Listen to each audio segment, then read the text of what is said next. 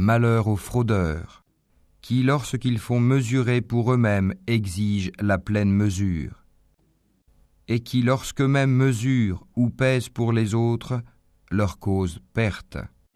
Ceux-là ne pensent-ils pas qu'ils seront ressuscités en un jour terrible, le jour où les gens se tiendront debout devant le Seigneur de l'univers? Non, mais en vérité le livre des libertins sera dans le Sijjin. Et qui te dira ce qu'est le Sijjin? Un livre déjà cacheté, achevé?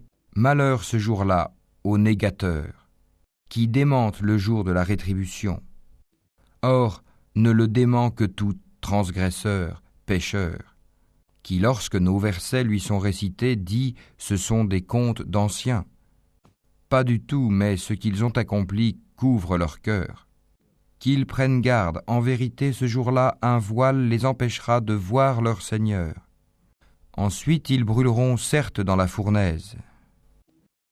On leur dira alors, voilà ce que vous traitiez de mensonge. Qu'ils prennent garde, le livre des bons sera dans l'Iliyun. Et qui te dira ce qu'est l'Iliyun? Un livre cacheté. Les rapprochés d'Allah, les anges, en témoignent. Les bons seront dans un jardin de délices. Sur les divans, ils regardent. Tu reconnaîtras sur leur visage l'éclat de la félicité.